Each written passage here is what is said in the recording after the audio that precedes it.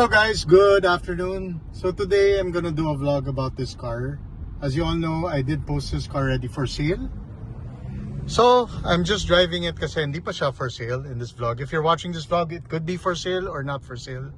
I will take down naman the post if it's for sale. Anyway, I do use this car. The car has, I think, 2,300 kilometers as of today. And I love this car, guys.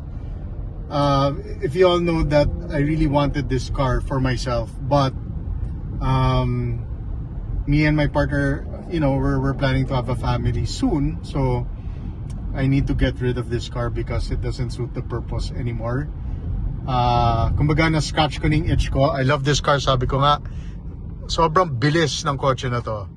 I've did drive this pretty fast sa SCTX.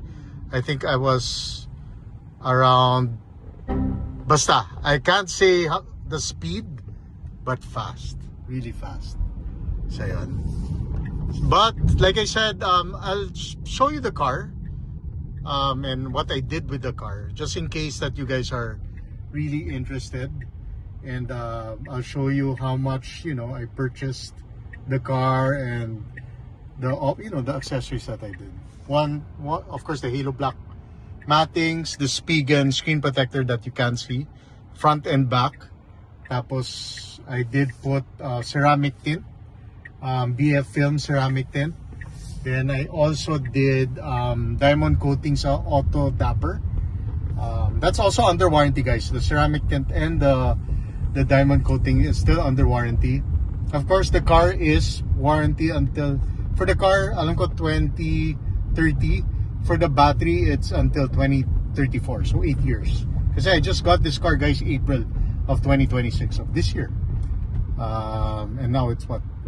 July. So, bago-bago pa. Of course, the carbon fiber bits, kasi this being the performance model, you get the bucket seats, performance seats with the performance badging. And of course, like I said, 460 horsepower, 723 or 28 Newton meters of torque. Pirelli tires, P0s, 20-inch rims, bigger calipers for the brakes, diba? And yeah, of course, the mattings na kasama. Front, likod, everything, guys. You don't really need to do anything with this car. Once you buy it, of course, may lip spoiler, may carbon fiber, yeah, the lip spoiler there, the diffuser in the front splitter, diba? Front lip, sorry, and the diffuser, yun. Yun, guys, I love this car, but I did order a Tesla Y already, so I don't need this car anymore. I live in a condo, and I only have 2 parking spaces, and I'm just driving around Alabang, guys, while driving and explaining about this car. And of course, the only option I did with the car is the marine blue color. That was 66,000, and I really love the color on this car. I think it really is a nice combination for the performance model. Sobrang 66,000 is not a lot for this color for me. I think this should command more compared to other colors. Like the silvers, I think the silver is just too much money for what it is. But yeah, marine blue. And a lot of people, that commented when I bought the car, they do love the color. And I agree. That's why I picked it. Nag-research muna ako also before picking the color. And yeah, a lot of people, I think there's a white, silver on the road that I see of the performance. Yeah. So park muna tayo. And I'll show you the outside. Okay, guys, let's go up. Yeah. Start from the back. So it's nice and clean, kaka-car wash ko lang.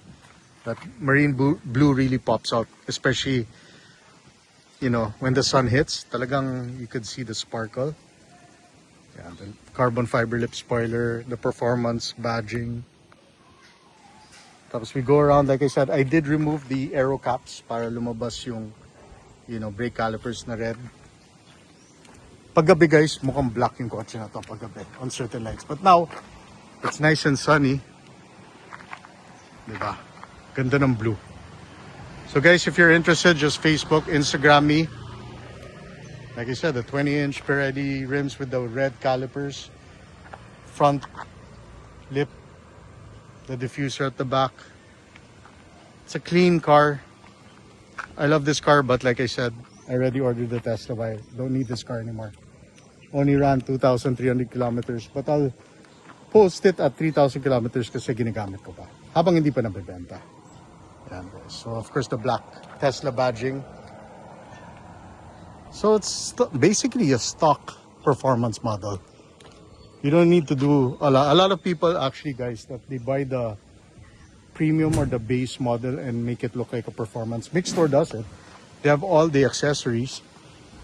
And guys, you go at the back. Of course, you got your 8-inch screen, Spigen, Spigen screen protector also.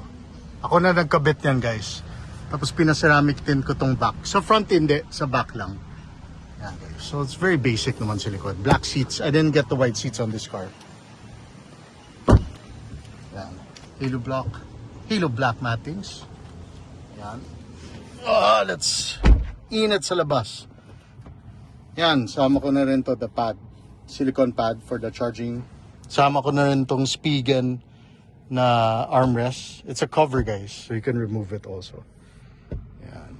So, yeah, this is the 2026, guys. 2026 Tesla Model 3 Performance. Please, if you're only serious, sorry, as I respect buy and sell, but for this car, I'm not gonna sell it to buy and sell because you guys, of course, buy it for way cheaper than what the car is.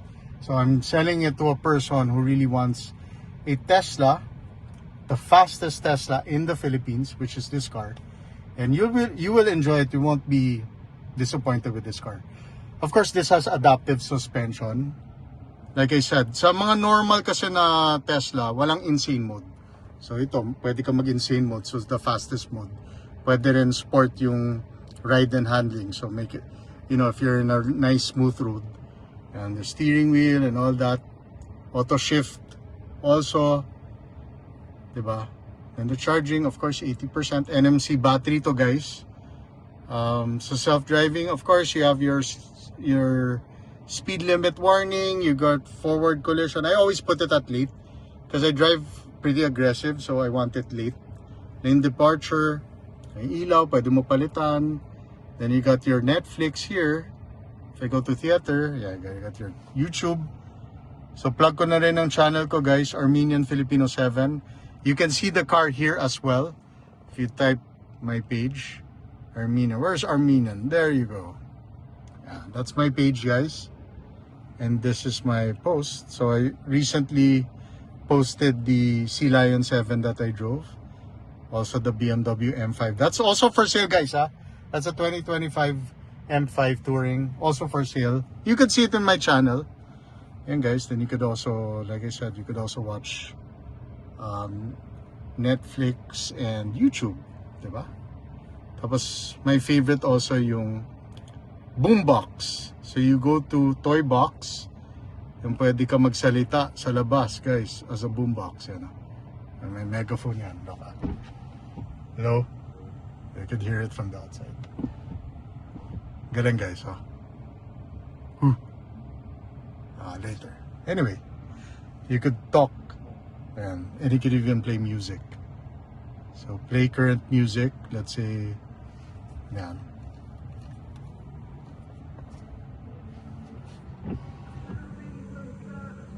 See? Sa labas.